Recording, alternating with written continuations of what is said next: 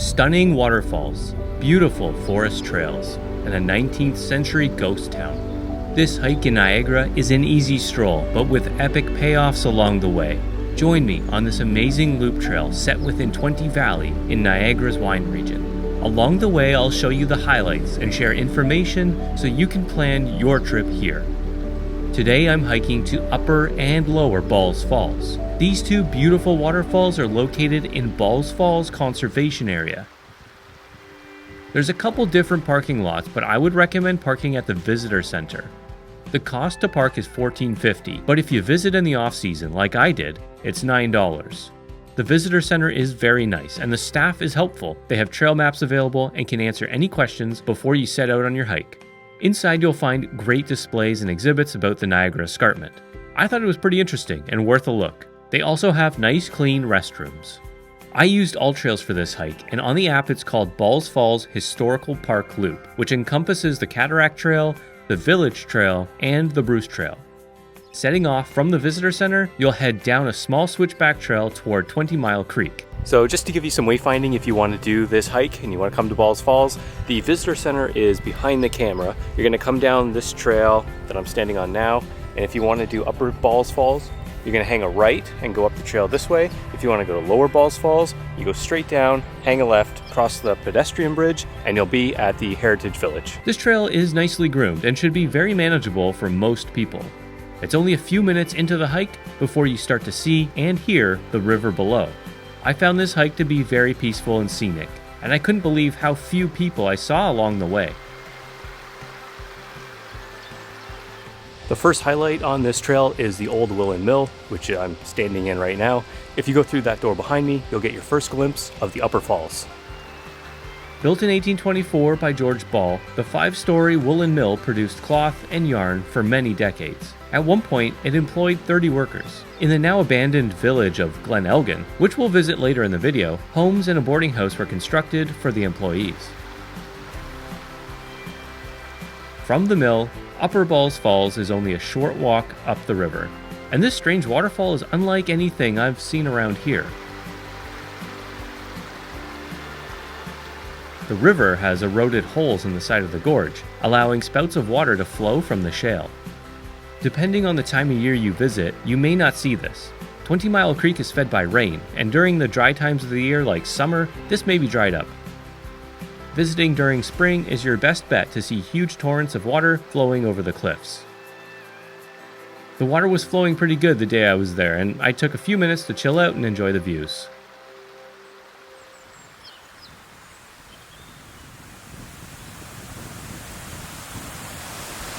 So from the Upper Falls, the trail continues along the river to the Lower Falls and the historic village.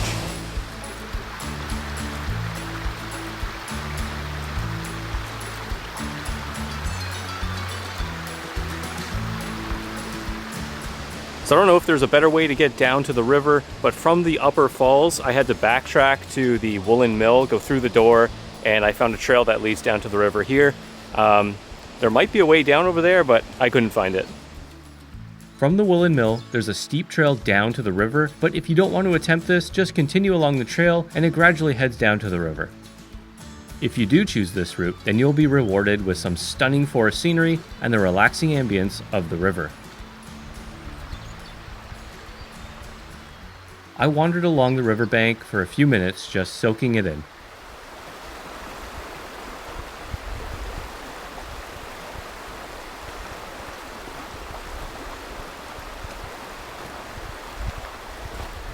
I don't know why, but I'm always shocked when I go on these hikes and find a really nice trail and go into a nice conservation area. Like, this place is beautiful. I've never been here before, but like, look at this scene behind me. It's gorgeous, amazing. I'm always surprised, and I shouldn't be surprised because there's so much to see and do around here. But myself, like lots of other people, we just don't get out and do it. But like, look at this scene behind me. It's like amazing. Okay, we're gonna continue downstream towards the bigger waterfalls, which is the Lower Balls Falls and the historic village. I continued walking along the river for several minutes, but I couldn't help but walk slowly as I kept coming across beautiful forest and river views. With a very thin layer of fog lingering above the water, it diffused the sunlight, creating soft rays of light flooding the forest floor.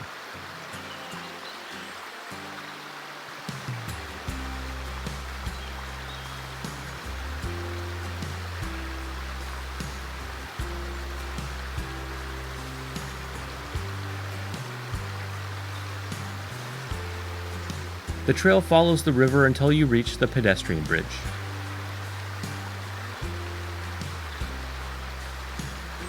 Cross the bridge and head left towards the village.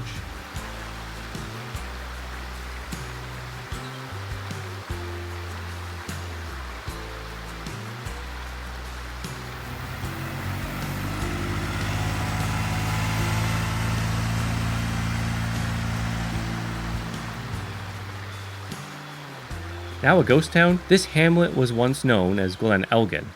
Established in the early 1800s by the Ball family, who ran several mills, a blacksmith shop, and general store, the tiny village prospered and saw many homes built along the main road.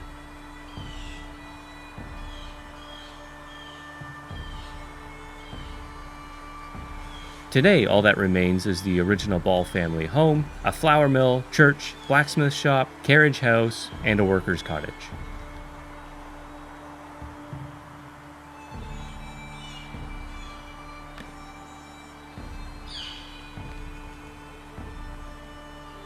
Walking here with no one else around was a little eerie.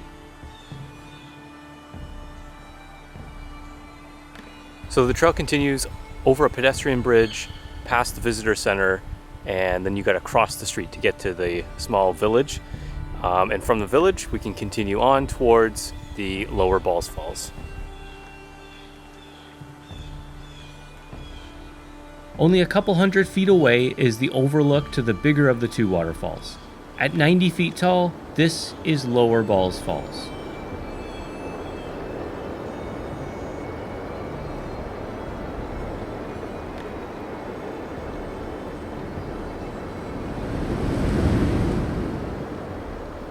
One of the most striking things about this waterfall is the exposed, colorful layers of soil and rock. The views from the overlook are great, and thankfully, there is a large stone wall and fencing stopping people from getting too close to the edge. The drop here is 90 feet straight down. Away from the edge, there's picnic tables and some information about the falls.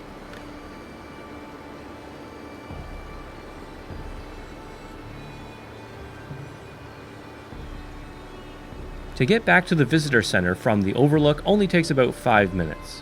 I really enjoyed this hike. It's definitely an easy one, and there's lots to see along the way. With interesting history to learn about, beautiful forest and river views, and of course the stunning waterfalls, I would recommend checking this one out.